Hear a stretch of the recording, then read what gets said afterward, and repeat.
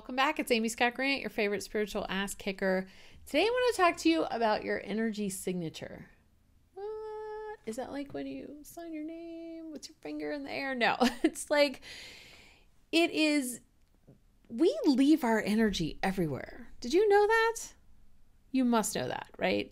Because it's why we have like a favorite piece of jewelry that we wear all the time. Oh my gosh, the more that you wear it, the more that it continues to absorb your energy, right? Like your unique energy signature. And so the more comfortable you feel with it, the more you love it. So the more you wear it. So you see how that's like a pattern that goes round and round and round, right?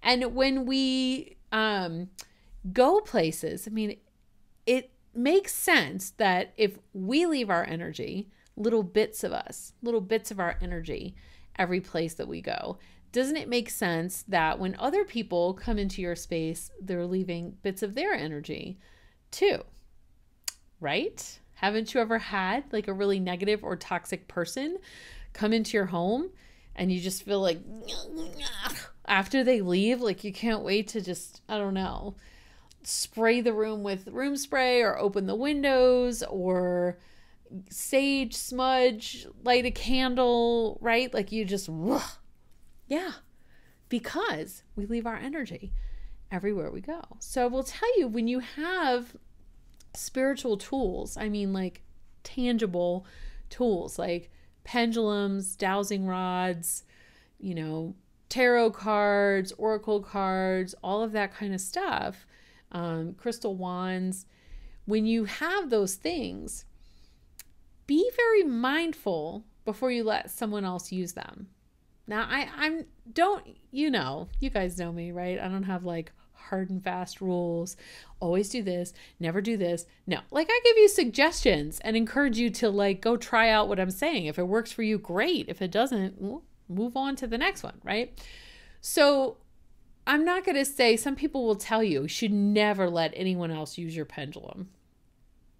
I don't necessarily agree with that rule. I mean, my husband and I have plenty of pendulums. We go, oh yeah, who's got a pendulum? Hey, can you check this? I don't know, where's the pendulum? We pick stuff up all the time, right? So we share a lot of that between each other. I would personally not let a toxic person use my pendulum. So that's why I say be very mindful before you let other people use your tangible spiritual tools, right? I have definitely pulled out my favorite tarot deck on retreats that I've held and let other people use it. It's not a problem, right? But those are people that I handpicked to be on that retreat too. They're not like random people off the street. They're not, you know, toxic people. They're not people that I don't want in my life. So I don't think there's a hard and fast rule like never let someone or always allow this or always cleanse this after someone uses it. You got to go with what works for you. But know that everywhere that you go, you are leaving a little piece of you. You're leaving a little bit of that energy signature.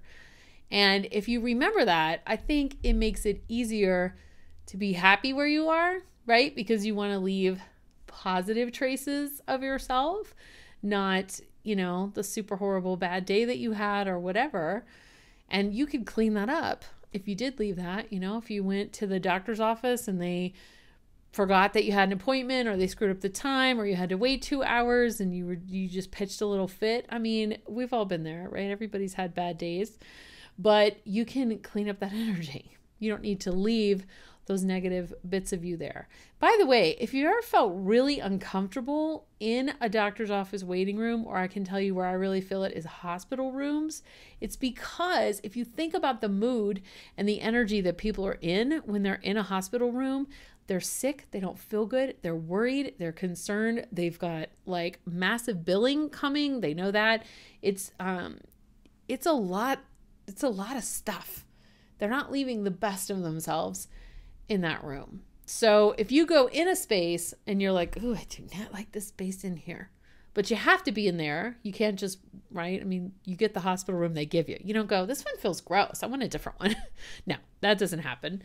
So you can make the energy feel a lot better by clearing the space. I think I have some videos on that too. If not, we can check it out, or we can make some for you. But yeah, I know I've done videos on how to clear a space. So be mindful, leave your good energy places. And if your space doesn't feel well, clear it, right? Get that stuff out. If your super negative neighbor pops by, get the space cleared after they go, right? And be mindful before you let someone else use any of your spiritual tools. All right, that's it for today. Short and sweet. Come join me in Club Clarity. There's a link in the description, and I'll see you next time. Bye.